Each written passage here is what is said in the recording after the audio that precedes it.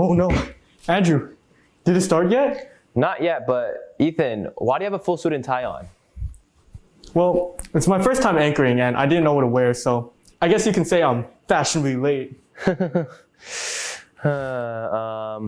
Well, what if you put this on? Ooh. Look at this drip. Hold on. Let me be right back. I'm gonna change. Ooh, I look fresh. Thanks, Andrew. No problem, buddy. Today we'll be featuring some of the California propositions, an update on the conflict between Azerbaijan and Armenia, the latest in tech releases, a spotlight on Hispanic Heritage Month, and a recap on the League of Legends World Championship. All brought to you by the generous support of this week's sponsor, Sesame Grill. Andrew, I think I'm ready. Ready to take on show number 5. October may be the spookiest month of the year, but it isn't because of the scary monsters that lurk on the streets. It's because AP exam sales are happening now. If you wish to take the exams, just remember that regular sales continue through to the 25th. You can buy them here in the link down below, but don't wait too long or else you may have to pay the dreaded $25 late fee. While much attention is being placed on the presidential election, you might not be as well versed with the different propositions on the California ballot this year. We head to Lawrence to highlight the top 3 propositions that may affect our community on this week's edition of Politicorner. Welcome to Politicorner, everyone. Today, we'll be looking at California Propositions 16, 18, and 22, some of the most impactful ballot measures on student life. Affirmative action, or the special consideration of minority groups by governments in higher education, in employment, spending, or admissions, could be making a comeback through Proposition 16, which repeals an earlier proposition that banned the practice.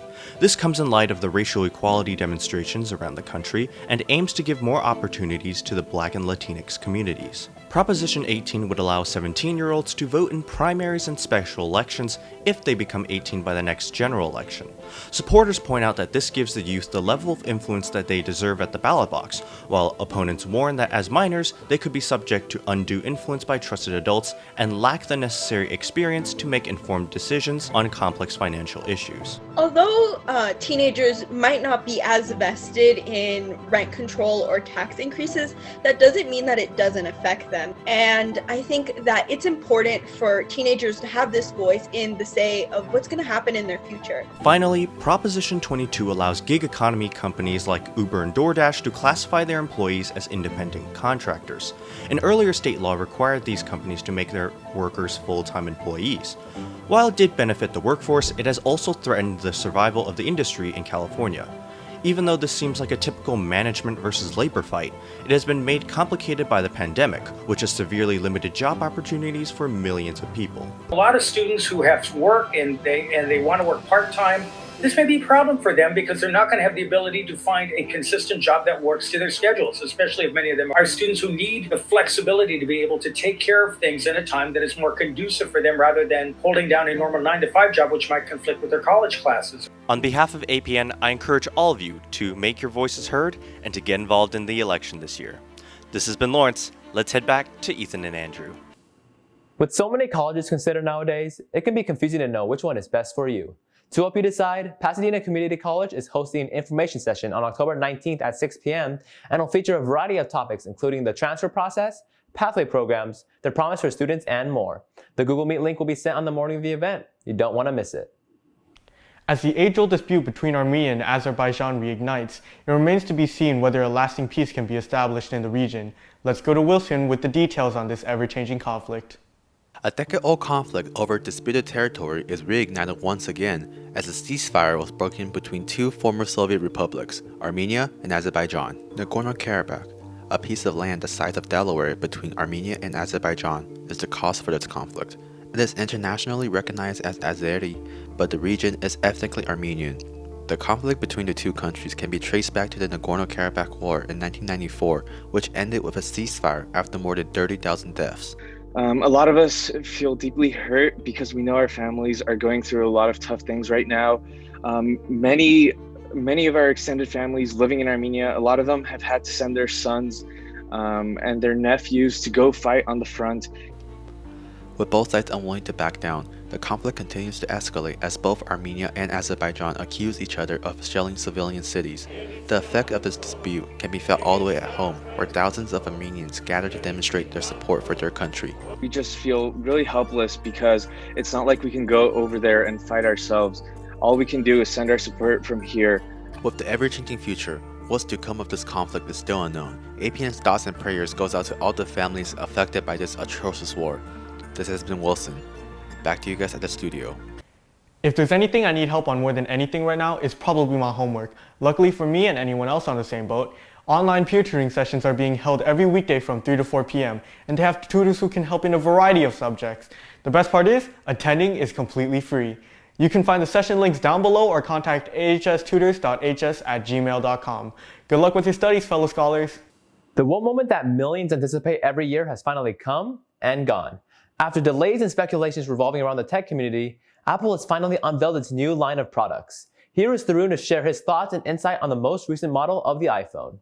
This past week, Apple revealed their new lineup of phones, and they really didn't surprise me, but that doesn't mean it's all bad. With that said, let's dive right in. So the lineup this year includes 4 models instead of the usual 3. I gotta say the new look for these phones is actually pretty good. The new blue color finish on the models is very good and probably my personal favorite color. The displays have received an upgrade and it shows. The colors really pop out. The phones have also gotten slightly bigger as well as smaller with the iPhone 12 mini. Apple killed it in the camera department here. The picture and the video qualities have a noticeable jump. Night mode photos are incredible and the videos are on the level of films thanks to the 4K HDR Dolby Vision incorporated into these models. The LiDAR scanner that Apple previously put on the iPads has made its way here, but only on the Pro models. This allows more accurate AR detection as well as improved autofocus in dark environments. Final cool feature that these phones have is MagSafe. This is a magnet built into the back of the phones to allow cases, wallets, and chargers to easily snap on. This feature is so helpful because I hate plug-in chargers, and wireless charging is basically dysfunctional unless you perfectly place it on the charger. With all that said, is this year's iPhones worth buying? To be perfectly honest, the iPhone 12 and the 12 Pros don't even have much of a difference. They have near identical camera quality except the Pro allows 60 FPS for video, and the Pro has an extra camera that nobody uses unless you're a professional photographer. But then again, we all saw this coming. If I were you, I would sit this one out unless if your phone seriously needs an upgrade. I currently have the iPhone XR, which works just fine. Well, this has been Tharun. Back to you guys in the studio. Yo, Andrew, my phone stopped working. I think I gotta go to the Apple store to fix it. Oh yeah? That's just an excuse to buy a new phone, huh? You know me too well. I'll be right back. Wait, give me one too, okay? Well, I guess we're going on a break.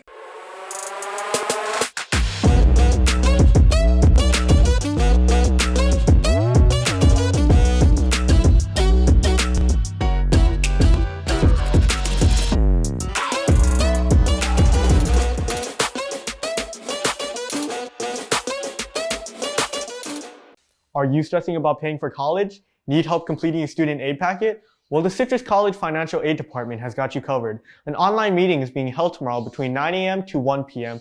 for guidance on how to fill out the form. But before you go, be sure to look at the checklist located on the student bulletin so you come prepared.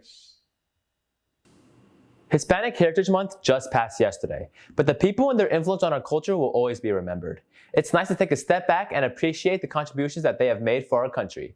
Felix is here to bring awareness about this special historical month. Hispanic Heritage Month has been celebrated nationwide since 1988. It takes place from September 15 to October 15 every year as a time to recognize and celebrate the histories, cultures, and contributions of American Hispanic community. Hispanic Americans have made their mark in many different industries, with some of the most iconic politicians, singers, actors, athletes, and more coming from Hispanic descent. It's really important for us to celebrate it here in the US because Hispanics have a lot of history here, and it's important that we acknowledge the contributions that Hispanic people have had here in the United States. Depending on what you're interested in, whether you're interested in music, art, theater, science, technology, there's going to be an event that pays tribute to Hispanic people in that area. With the ongoing COVID-19 pandemic, most of the events happen online this year. On even social media, you'll see that they're commemorating as best as they can. Even though the Hispanic Heritage Month just passed, we can still appreciate the cultural significance behind it. This has been Felix, back to Ethan and Andrew. Even if I'm constantly stuck at home, there has been one thing that has been keeping me off my bed, and that has been the NBA Finals. It was a fierce battle between the Lakers and the Heat, but we all know it was a showdown between King James and Jimmy Buckets. Sensational performances from both players, but with the Lakers having Anthony Davis, I was surprised that the Heat even lasted 6 games. However, their confidence and hunger to win made them challenging for anyone to beat. Respect to them for putting up a fight, but the Lakers are the undisputed champions. I'm just glad that they finally won one after 10 years, and I hate to say this, but LeBron is the GOAT. The 2020 World Championship continues to heat up after an intense group stage that raged on last week. Half the teams packed their bags and said goodbye to the hopes and dreams of winning the title, while the rest continued their epic clash for the Summer's Cup. Let's head over to Analyst Desk with Kevin to see who's one step closer to the throne. Welcome back to part 2 of the League of Legends Worlds coverage. Today we'll be going over the performances of individuals from the group stages. Let's head on to our analysts to see who stood out to them the most. Now, last week we talked about how G2 was definitely going to make it out of group stage looking strong, and they came in second seed, which was pretty good. Especially with Wonder in the top lane, he's really picking up the slack there, and he's really coming in strong. So G2 is definitely the superior team. Superiority is defined by who comes out on top. And the top of Group B is Dem1 Gaming and the prodigal jungler, Canyon. And the world's meta right now, Nidalee and Graves are deadly in Canyon's hands. And so they're going to win Worlds 100%.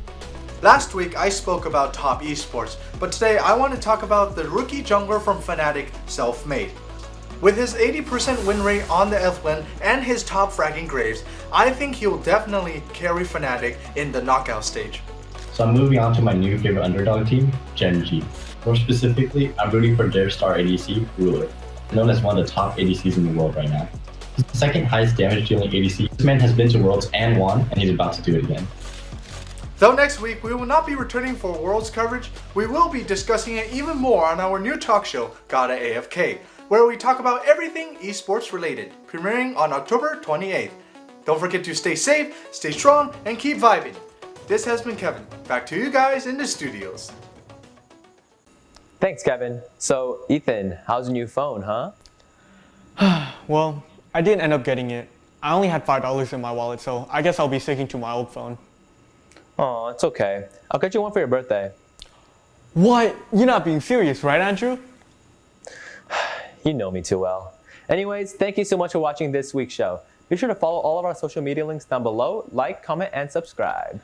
Also, big thanks to Sesame Grill for sponsoring this week's show. Be sure to mention Arcadia High for 10% off your next meal there. If you would like to sponsor one of our weekly shows, contact us at the email down below. This has been Ethan. And Andrew. And we'll see you next week, Arcadia.